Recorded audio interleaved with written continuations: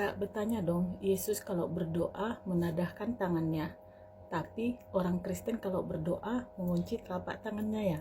Samdani berkomentar, aku tanggapi, Assalamualaikum, sehat-sehat kita. Simpel aja sebenarnya ya kan. Karena antara Yesus dengan orang-orang Kristen berbeda keyakinan. Ya kan? Masa itu? Thank you, sehat-sehat di sana. Dibayar berapa Mbak? Burawan Lapas berkomentar, aku menanggapi, Assalamualaikum, sehat-sehat kita. Dibayar untuk menjadi Islam maksudnya. Jadi sepanjang aku 11 tahun ya di dalam Islam, belum pernah ada kulihat mengajak umat itu agar login ke dalam agama Islam dengan cara bayar-membayar atau kasih-kasih hadiah, contohnya sembako gitu ya. Tapi di luar sana banyak itu, bahkan dari door to door, ketuk-ketuk pintu, kasih amplop itu terjadi, kulihat itu dan nyata. Yang terjadi saat ini bahkan fenomenal ya. Justru tidak ada lagi yang repot-repot islamisasi, enggak. Orang-orang sudah pada mencari sendiri kebenaran dan login dari hati mereka sendiri tanpa ada siar-siar yang khusus seperti misionaris. Iya loh, itu nyata. Kalau aku sendiri ya bayarannya sangat mahal lah, luar biasa. Bahagia dunia dan akhirat, insya Allah ya. Terima kasih, sehat-sehat di sana. Islam muncul di abad ke-7, lalu di abad ke-1 sampai ke-6. Kemana Allah Subhanahu wa Ta'ala? Baban bertanya, aku menjawab. Assalamualaikum, sehat-sehat kita. Jadi pertanyaan seperti ini sering juga muncul dari kawan-kawan sekelas Baban. Dan sesungguhnya pertanyaan ini menunjukkan bagaimana kalian mengenali Tuhan kalian. Dan dari jawabanku ini, dengarkan, akan kujelaskan bagaimana aku mengenali Tuhanku. Sebagai aku umat Islam, insya Allah ini mewakili kawan-kawan seiman aku. Ya, Allah Subhanahu wa Ta'ala itu Allah yang maha suci dan maha tinggi. Subhanahu wa Ta'ala artinya maha suci, maha tinggi. Dialah yang awal dan yang akhir, dialah yang zahir dan yang batin, dia yang maha mengetahui. Al-Hadid ayat 3. Jadi tidak terbatas ruang, waktu dan gerak. Kenapa kalian selalu mempertanyakan kemana abad pertama sampai ke-6? Itu selalu. Gak pernah bertanya contohnya di mana abad ke-13 sebelum Masehi, itu gak pernah. Karena kenapa? Karena Tuhan yang kau kenal itu startnya di abad pertama. Pernah terbatas ruang juga, waktu juga, gerak juga, ya kan? Iyalah namanya manusia kan gitu. Namanya juga Tuhan jadi manusia yang mengalami proses, ya maklum-maklum aja kita gitu ya kan. Jadi alangkah baiknya kalian yang satu perahu di sana berembuk dulu, sudah 2000 tahun ini belum kelar-kelar ya. Islam muncul, kata Islam di abad ke-7, akan tetapi ajaran ini, monoteisme ini, berserah diri kepada satu Tuhan ini sudah ada sejak Nabi Adam alaihi salam. Jadi ajaran ini sama tujuannya agar manusia itu kembali ke fitrah, hanya berserah kepada sang pencipta itu.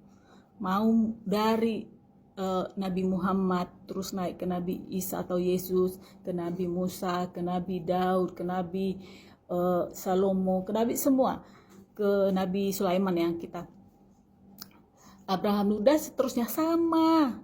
Jangan menyembah sesembahan yang lain. Ya, coba yang aku bilang tadi, sudah 2000 tahun loh, ya. Belum bisa kelihatan satu perahu, satu nakhoda. Masuk ya. Terima kasih. Ngeri pembalasan Tuhan Yesus. Bertobat kamu, Cik Puan. Assalamualaikum, saat kita, aku tanggapin ini. Bertobat kenapa? Karena aku selalu menjawab semua pertanyaan ataupun komentar-komentar dengan penuh kelembutan dan kasih sayang. Mau komentar menghujat, mencaci, menghina, bahkan memfitnah pun kubalas dengan penuh kelembutan. Bertobat dari situ. Atau karena aku telah mengikuti apa kata Yesus, bahwa hidup yang kekal itu hanya mengenal satu Allah yang benar, dan Yesus Kristus itu adalah yang diutus. Bertobat dari situ. Jadi kalau kau bilang ngeri pembalasan si Tuhan Yesus, berarti kau gak mengenali Yesus. Beliau pernah mengatakan, kasihilah musuhmu dan berdoalah pada mereka yang menganiaya kamu, katanya. Musuh aja disuruh dikasihani, masa ada ngeri-ngeri? Yang ngeri itu pembalasan Tuhannya Yesus. Tunggu kau, tunggu giliranmu coy. Masuk ya. Pahami dululah apa itu sebenarnya buah larangan yang buat Adam dan Hawa jatuh ke dalam dosa. Karena kalau kau sudah mengerti itu sebenarnya, kau sendiri akan bisa menyimpulkan ajaran agamamu menyimpang, kau bilang kan, Ge? Assalamualaikum sahabat kita, aku menanggapi. Jadi alhamdulillah aku sudah memahaminya dengan sangat baik kedua ajaran agama ini. Untuk itulah aku memilih Islam dengan yakin dan teguh, dan insya Allah bisa aku pertanggungjawabkan. Jadi dari kisah jatuhnya manusia ini ke dalam dosa, justru banyak kutemukan uh, cacatnya kemahaan Tuhan di ajaran yang lama. Yang pertama, sesaat setelah Adam memakan buah terlarang, apa yang dilakukannya? Sembunyi dia, ketakutan. Cik cik cik cik, Tuhan datang, carian. Adam, Adam, di manakah engkau? Katanya. Cacat kemahatauannya. Ya kan? Yang kedua ini paling penting. Jatuhnya Adam ini ke dosa dikait-kaitkan nanti dengan kematian Yesus di kayu salib. Timbul lagi cacat yang baru, cacat kemahadilannya. Kenapakah dosa si A harus dipertanggungjawabkan oleh si Y? Itu dia, masuk ya. Ih, longor kali kau, kata orang nanti. Dosa ini masuk di situ adalah kematian, karena dosa itu adalah maut. Upah dosa ialah maut, kata si Paulus. Tahu aku cinta, dan justru di sini timbul lagi cacatnya. Kok kurang pas settingannya ya, gitu. Dengan penghukumankah manusia ini maka mati? Nah, di dalam Al-Quran aku temukan kebenaran yang sejati. Ya, apa yang kita lihat di kisah ini? Sesaat setelah Adam memakan buah terlarang, dia datang bertobat. Nah, ini perlu dicontoh, ya kan? Bukan bersembunyi.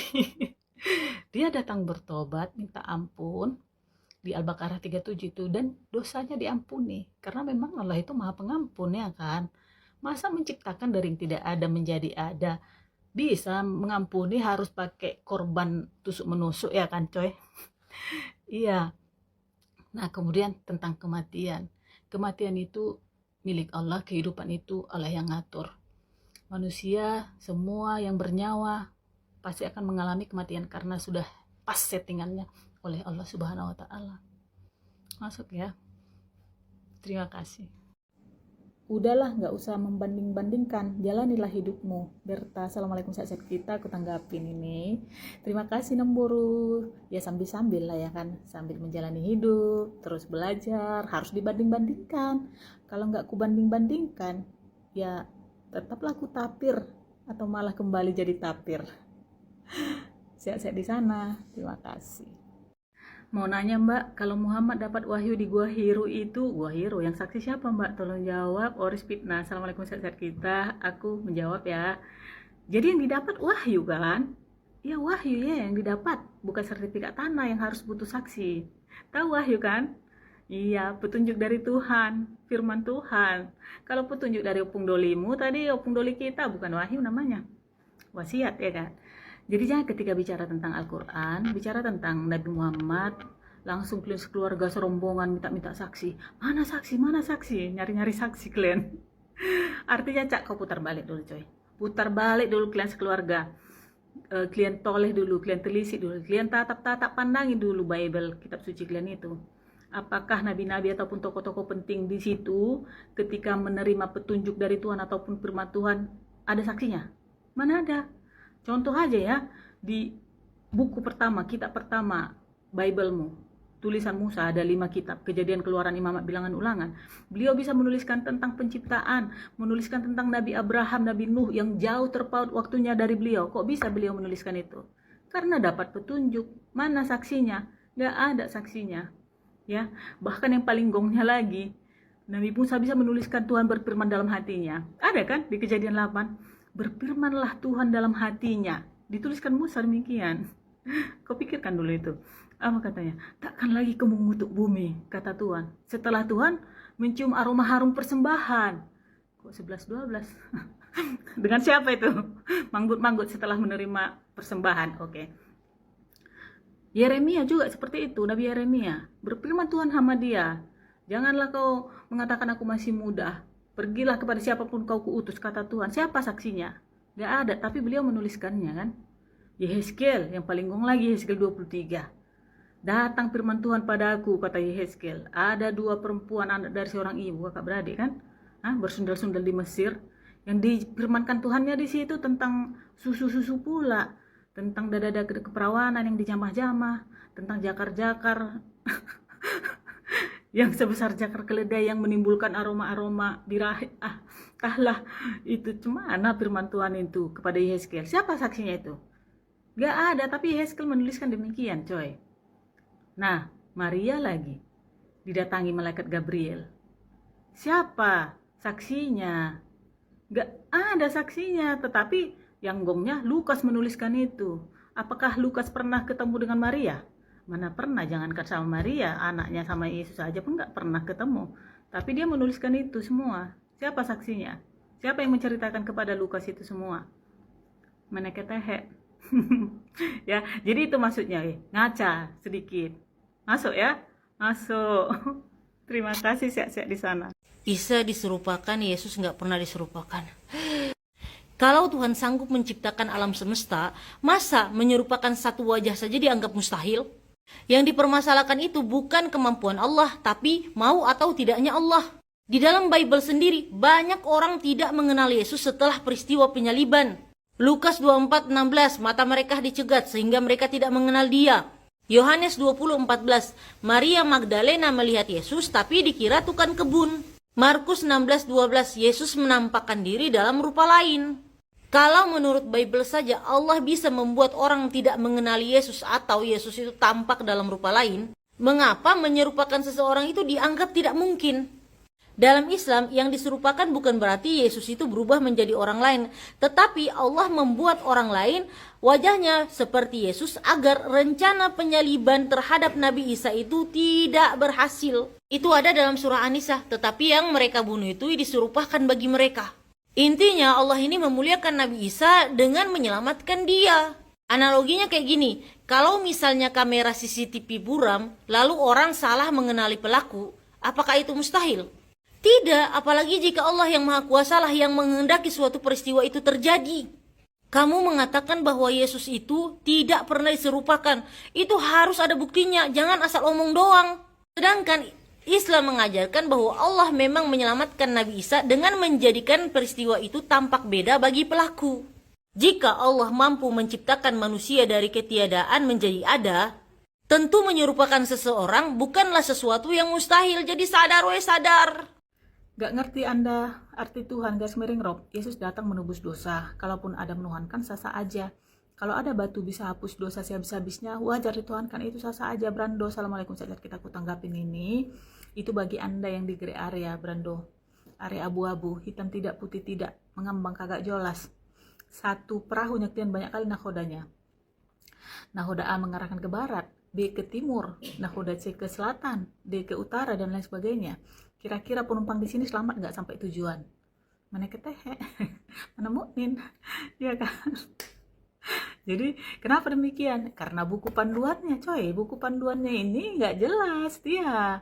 Ada yang bilang begini, ada yang bilang begitu. Untuk satu objek berbeda-beda. Nah, sehingga memposisikan Yesus ini tidak bisa sebahasa, kan gitu. Jadi kalau Tuhanmu jadi manusia, Tuhan kami jadi batu. Oh tidak, ya, big no. Kami menolak Tuhan jadi-jadian. Dan tidak ada istilah tebus-menebus. Ketika Yesus menebus dosa kepada siapa? Berarti yang menerima tebusan ini lebih kuat daripada si Yesus. Itu logikanya, ya kan? Bagi keyakinan kami, satu-satunya Maha Pengampun itu adalah Tuhan, Allah Subhanahu wa Ta'ala, yang Maha Suci, Maha Tinggi. Siapa dia? Yang menciptakan Yesus, yang menciptakan batu. Ya, lihat Zumar 53. Jadi algoritma kami absolut dalam bertuhan. Kami kenali Tuhan kami dengan sangat jelas. Qul huwallahu ahad, Allahu somad, lam yalid wa lam yulad wa lam yakul lahu kufuwan ahad. Dialah yang Maha Esa, bukan ketiganya yang Esa. Tempat meminta segalanya, bukan malah yang meminta agar cawan dilalukan darinya. Tidak beranak dan tidak diperanakan, dan tidak ada yang setara dengannya. Tidak berambut gondrong, bersandal karfil ataupun neckerman. Masuk. Masuk, thank you. Siap-siap di sana. Benar itu sudah baca 14 kitab PB. Abo, assalamualaikum, kita aku tanggapin ini. Yang 14 kitab itu, bro, Paulus punya barang doang, ya kan? Kalau PB ya 27 lah. Kemarin pembahasan tentang Mr. Paul toh. Artinya apa? 14 dari 27, lebih dari separuh PB itu didominasi oleh tulisan-tulisan Paulus. Dan itulah yang kalian ikuti saat ini. Mulai dari Roma, 2 kitab Korintus, Galatia, Efesus, Filipi, Kolose, 2 kitab Tesalonika, 2 kitab Timotius, Titus, Filemon, Ibrani, 14 kan? Matius, Markus, Lukas, Yohanes, Kisah Para Rasul, Yakobus, Petrus, 3 Yohanes, Yudas, Wahyu. Lengkap 27? Kubacalah semua, kupahami apa, ku compare ajaran Paulus dengan apa aja yang diucapkan Yesus. Beda jauh. Ya, Yesus itu jelas warnanya, hitam-hitam, putih-putih. Ada di Matius 5 nomor 37. Katakan ya jika iya, katakan tidak jika tidak. Karena di luar itu berasal dari si jahat. Paulus 1 Korintus 9 nomor 21. Apa katanya? Bagi orang Yahudi, aku seperti orang Yahudi. Bagi orang yang ikut Taurat, aku seperti orang ikut Taurat, meskipun aku tidak ikut Taurat. Bagi orang yang tidak ikut Taurat, aku seperti mereka juga, meskipun aku tidak hidup di luar Taurat. Bagi orang lemah, aku seperti orang lemah. Gak ada warnanya, bunglon. Nah, supaya banyak yang selamatkan katanya. Banyak yang selamatkan atau disesatkan. Karena apa? Yesus pernah berkata seperti ini. Ya, itu di Matius 5 nomor 17, 18, 19 dan seterusnya. Apa? Kukatakan padamu, selama langit dan bumi belum lenyap, kata Yesus ya, ini langit dan bumi belum lenyap kan? Tidak boleh satu iota atau satu titik pun dari Taurat itu dikurangi. Jika ada yang mengurangi dan mengajarkannya kepada orang lain, tempatnya di mana? Teman-teman, saudara-saudara? Di mana tempatnya? Tempat terendah ya. Mr. Paul, apa yang dilakukannya? Bukan hanya mengurangi, coy, membatalkan. Itu tertulis di suratnya ke jemaat Efesus. Ya, gong kali kan?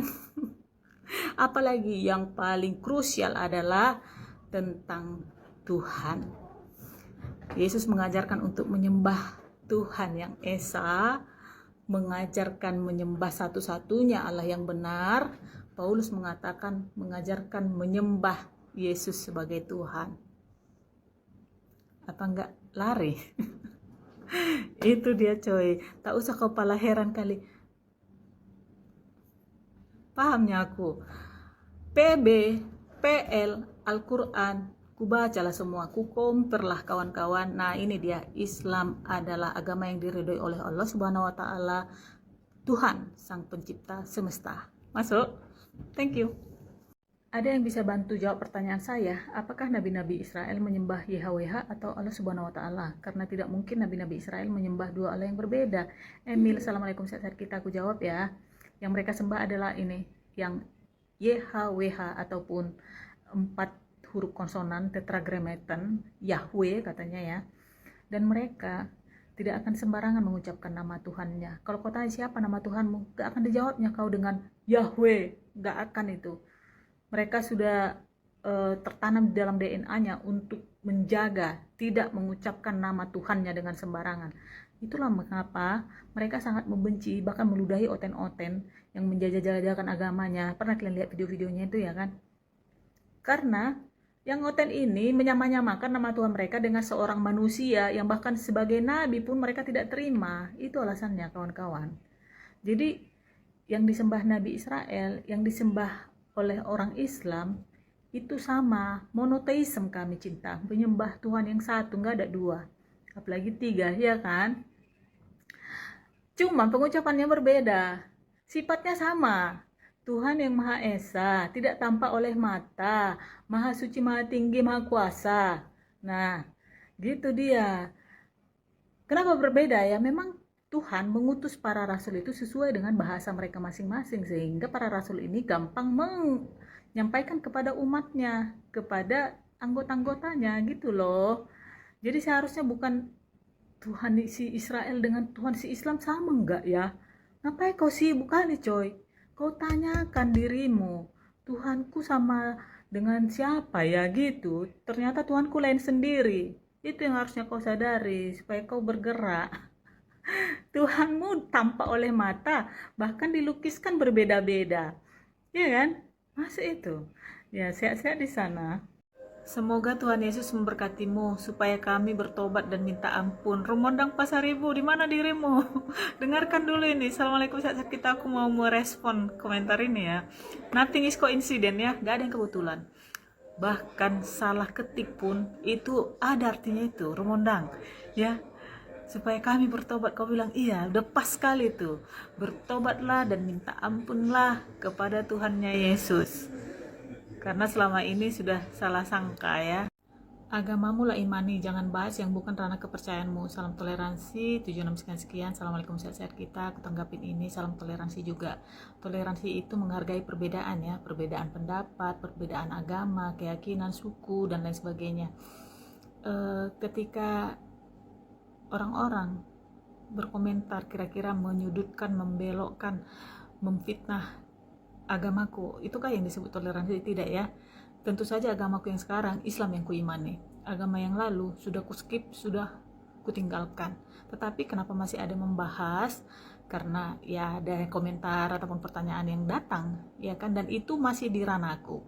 Karena kenapa? Aku berhak menceritakan tentang Siantar ketika aku pernah keliling Siantar dan aku mengenalinya dengan baik.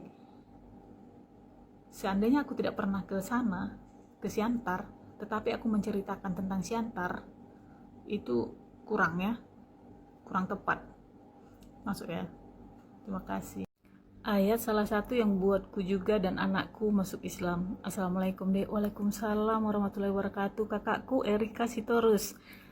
Alhamdulillah terharu aku baca komentar ini ya. Istiqomalah kita hingga rakyat ya kakakku, dan aku doakan semoga kakak beserta anak beserta keluarga tercinta lah sehat-sehat selalu, murah rezeki, dilancarkan segala urusannya, selalu berada di jalan Allah Subhanahu wa Ta'ala. Dan memang iya, beda vibe-nya ketika kita membaca Quran, ayat-ayat di Quran itu ya. Langsung bisa kita rasakan, oh ini bukan ucapan manusia, ini ucapan sang pemilik kehidupan, sang pencipta. Tentu beda dengan yang sebelum kita rasakan ya kan Kak. Sehat-sehat kita semua. Terima kasih. Ada Tuhan kok masih belajar sama alim ulama. Ibarat tesis S2 disempurnakan orang buta huruf. Ibarat Google masih buka Google buat cari jawaban. Ada Tuhan kok masih belajar sama alim ulama. Lukas 2 ayat 46. Sadar wih sadar. Ayat salah satu yang buatku juga dan anakku masuk Islam. Assalamualaikum dek. Waalaikumsalam warahmatullahi wabarakatuh. Kakakku Erika Sitorus. Alhamdulillah terharu aku baca komentar ini ya. Istiqomalah kita hingga rakyat ya kakakku, dan aku doakan semoga kakak beserta anak beserta keluarga tercinta lah sehat-sehat selalu, murah rezeki, dilancarkan segala urusannya, selalu berada di jalan Allah Subhanahu wa Ta'ala. Dan memang iya, beda vibe-nya ketika kita membaca Quran, ayat-ayat di Quran itu ya. Langsung bisa kita rasakan, oh ini bukan ucapan manusia, ini ucapan sang pemilik kehidupan, sang pencipta. Tentu beda dengan yang sebelum kita rasakan ya kan Kak. Sehat-sehat kita semua. Terima kasih. Kristus telah mengampuni kita dari dosa, darahnya telah menebus kita dari segala dosa. Kalau semua dosa sudah ditebus, kenapa dalam Bible orang tuh masih harus bertaubat, mengampuni sesama, beriman, bahkan dihakimi menurut perbuatannya? Bukankah itu berarti penebusan saja tidak otomatis menyelesaikan semuanya? Apa kata Yesus? Jika kamu tidak mengampuni orang lain, Bapamu juga tidak akan mengampunimu. Matius 6:14-15. Kalau semua dosa sudah diampuni kayu salib, kenapa pengampunan Allah masih bergantung pada pengampunan kita terhadap dosa orang lain? Yakobus 2:42, manusia dibenarkan bukan hanya oleh iman, tapi juga oleh karena perbuatan. Wahyu 20:12-13, manusia dihakimi menurut perbuatannya. Kalau semua dosa sudah lunas tanpa syarat, kenapa masih ada syarat untuk diampuni, dihakimi, dan diselamatkan? Bukankah itu menunjukkan bahwa konsepnya lebih kompleks daripada sekedar semua dosa sudah ditebus? Dalam Islam, pengampunan langsung datang oleh Allah ketika seseorang bertaubat dengan sungguh-sungguh tanpa memerlukan penebusan dari orang lain. Namun Islam juga mengajarkan agar seorang muslim mengampuni dosa orang lain tanpa menyimpan dendam. Sebagaimana dalam banyak ayat Al-Quran mengajarkan tentang sifat pemaaf. Tuhan itu kalau mau mengampuni dosa, ya tinggal bilang aku ampuni. Gak butuh orang lain untuk menebus dosa manusia. Sampai harus pakai cara yang ribet banget, mati di kayu salib jadi sadar we sadar. Isa Al-Masih terkemuka di dunia dan akhirat. Jongar 41 berkomentar, aku tanggapi assalamualaikum sahabat kita. Terus kalau terkemuka kenapa Jongar? Jadi Tuhan gitu. Jadi seringkali kalian, teman-temanku, teman-teman Jongar maksudnya, memakai ayat ini seolah ingin memvalidasi, bukan memvalidasi saja, seolah ingin memaksakan ketuhanan Isa Al-Masih supaya sama pemikirannya dengan kalian. Gak bisa sama kami, gak laku, ya kan? Karena kenapa? Kalau mau saja kau lembutkan hatimu, kau buka ini, kata terkemuka justru mempertegas, menunjukkan ketidaktuhanan Isa Al-Masih. Karena kalau terkemuka udah pasti harus ada pembanding yang lain. Sedangkan Tuhan itu Esa, Tuhan itu tunggal. Masuk itu? Masuk. Dan kami memang yakin dan percaya bahwa Isa Al-Masih terkemuka di dunia dan akhirat. Bagaimana tidak? Beliau messenger, pembawa pesan agar kita semua beribadah hanya bertakwa kepada Tuhan Sang Pencipta, ya kan? Sama seperti ajaran nabi-nabi sebelumnya. Nabi Musa juga dimention di Quran terkemuka loh. Iya, bagaimana tidak terkemuka di dunia? Beliau diangkat dalam keadaan terhormat, hidup, tidak diludahi, tidak dibun-bun. Nah, terkemuka kan? Terkemuka di akhirat. Iya, terkemuka di akhirat karena salah satu tanda akhir zaman Nabi Isa akan turun. Untuk mengapain? Meluruskan pemikiranmu ini. Masuk itu. Masuk, diluruskannya nanti. No. Aku bukan Tuhan Jongar katanya. Oke, thank you. Ayat salah satu yang buatku juga dan anakku masuk Islam. Assalamualaikum dek. Waalaikumsalam warahmatullahi wabarakatuh. Kakakku Erika Sitorus. Alhamdulillah terharu aku baca komentar ini. Ya, istiqomalah kita hingga raya dia kakakku. Dan aku doakan semoga kakak beserta anak, beserta keluarga tercinta lah, sehat-sehat selalu, murah rezeki, dilancarkan segala urusannya, selalu berada di jalan Allah Subhanahu Wa Taala. Dan memang iya, beda vibe-nya ketika kita membaca Quran, ayat-ayat di Quran itu ya. Langsung bisa kita rasakan, oh ini bukan ucapan manusia ini ucapan Sang Pemilik kehidupan, Sang Pencipta. Tentu beda dengan yang sebelum kita rasakan ya kan Kak. Sehat-sehat kita semua. Terima kasih. Ada Tuhan kok masih belajar sama alim ulama.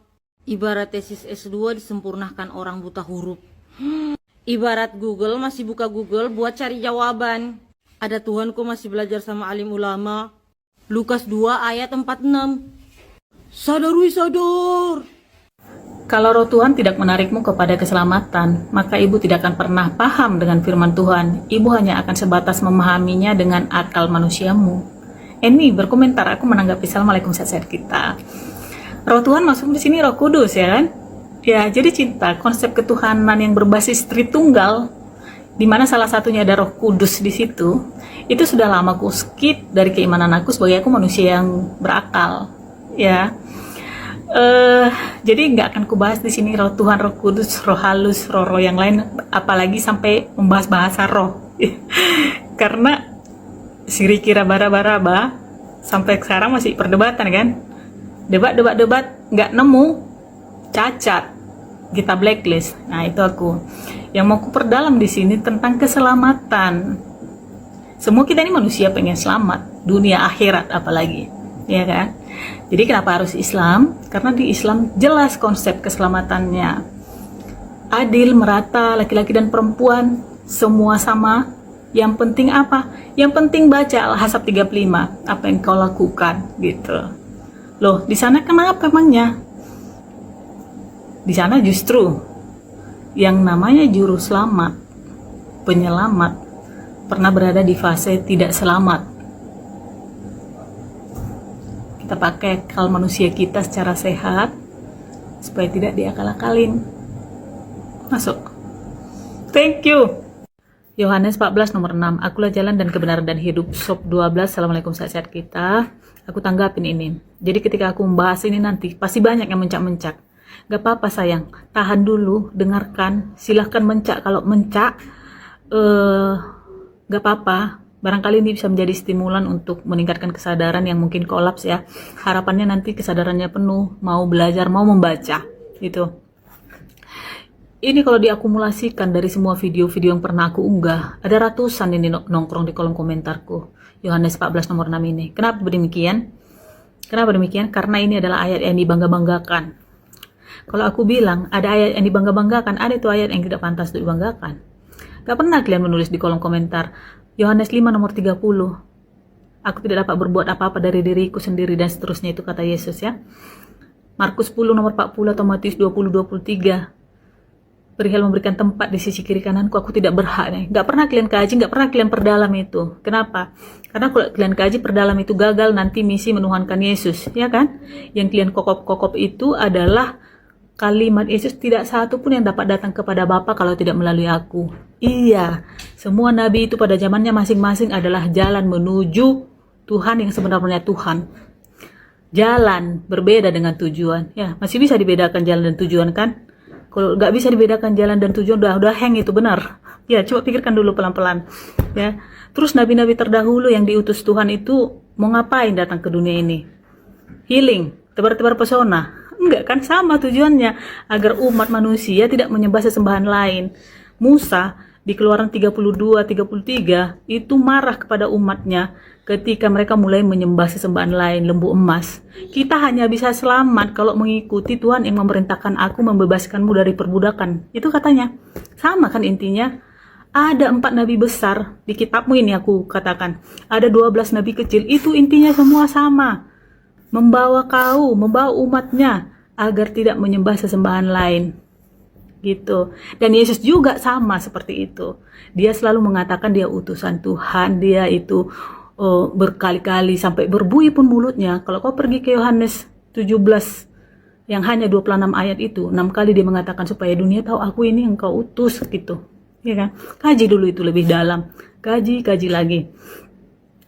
Masuk ya. Jadi pengajian itu penting memang. Kaji. Jangan mengagung-agungkan satu ayat menutup mata dengan ayat yang lain. Yesus itu tidak pernah mengatakan dirinya Tuhan apa karena dia malu-malu kucing, malu-malu meong. Enggak lah, karena memang dia bukan Tuhan. Ya, enggak mungkin dia sesegan itu mengakukan dirinya kalau dia memang Tuhan.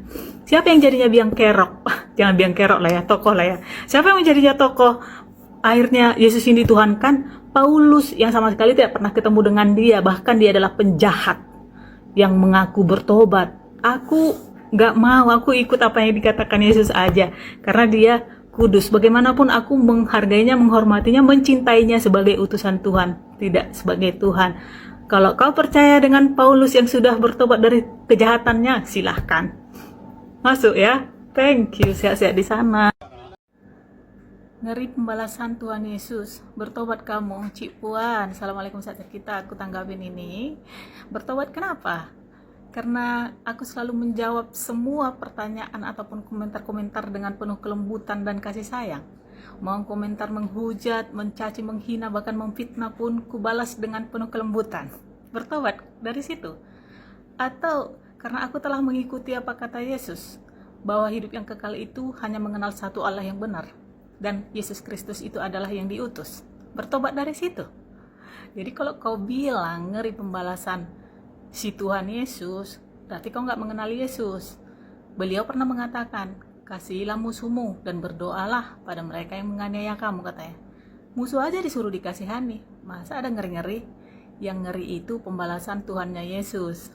Tunggu kau, tunggu giliranmu coy. Masuk ya. Mau nanya Mbak, kalau Muhammad dapat wahyu di Gua Hiro itu, Gua Hiro yang saksi siapa Mbak? Tolong jawab. Oris Fitnah. Assalamualaikum sehat kita. Aku menjawab ya. Jadi yang didapat wahyu kan? Ya wahyu ya yang didapat, bukan sertifikat tanah yang harus butuh saksi. Tahu wahyu kan? Iya, petunjuk dari Tuhan, firman Tuhan. Kalau petunjuk dari Opung Dolimu, tadi Opung Doli kita bukan wahyu namanya. Wasiat ya kan? Jadi jangan ketika bicara tentang Al-Quran, bicara tentang Nabi Muhammad, langsung kalian sekeluarga serombongan minta saksi. Mana saksi? Nyari-nyari saksi kalian. Artinya cak kau putar balik dulu coy. Putar balik dulu kalian sekeluarga. Kalian toleh dulu, kalian telisik dulu, kalian tatap pandangin dulu Bible, kitab suci kalian itu. Apakah nabi-nabi ataupun tokoh-tokoh penting di situ ketika menerima petunjuk dari Tuhan ataupun firman Tuhan ada saksinya? Mana ada? Contoh aja ya, di buku pertama, kitab pertama, Bible-mu, tulisan Musa, ada 5 kitab, Kejadian, Keluaran, Imamat, Bilangan, Ulangan. Beliau bisa menuliskan tentang penciptaan, menuliskan tentang Nabi Abraham, Nabi Nuh yang jauh terpaut waktunya dari beliau. Kok bisa beliau menuliskan itu? Karena dapat petunjuk. Mana saksinya? Gak ada saksinya. Ya, bahkan yang paling gongnya lagi, Nabi Musa bisa menuliskan Tuhan berfirman dalam hatinya. Ada kan di Kejadian 8? Berfirmanlah Tuhan dalam hatinya. Dituliskan Musa demikian. Kau pikirkan dulu itu. Apa katanya? Takkan lagi kamu mengutuk bumi, kata Tuhan. Setelah Tuhan mencium aroma harum persembahan. Kok 11-12? Dengan siapa itu? Manggut-manggut setelah menerima persembahan. Oke. Yeremia juga seperti itu. Nabi Yeremia. Berfirman Tuhan sama dia. Janganlah kau mengatakan aku masih muda. Pergilah kepada siapapun kau kuutus, kata Tuhan. Siapa saksinya? Gak ada, tapi beliau menuliskannya kan. Yehezkiel, yang paling gong lagi, Yehezkiel 23. Datang firman Tuhan padaku, kata Yehezkiel. Ada 2 perempuan anak dari seorang ibu, kakak beradik kan. Bersundal-sundal di Mesir. Yang difirmankan Tuhannya di situ tentang susu-susu pula. Tentang dada-dada keperawanan yang dijamah-jamah. Tentang jakar-jakar yang sebesar jakar keledai yang menimbulkan aroma-aroma birahi. Entahlah itu cemana firman Tuhan itu kepada Yehezkiel. Siapa saksinya itu? Gak ada, tapi Yehezkiel menuliskan demikian, coy. Nah, Maria lagi didatangi malaikat Gabriel. Siapa saksinya? Gak ada saksinya, tetapi yang gongnya Lukas menuliskan itu. Apakah Lukas pernah ketemu dengan Maria? Mana pernah, jangankan sama Maria, anaknya sama Yesus aja pun gak pernah ketemu. Tapi dia menuliskan itu semua. Siapa saksinya? Siapa yang menceritakan kepada Lukas itu semua?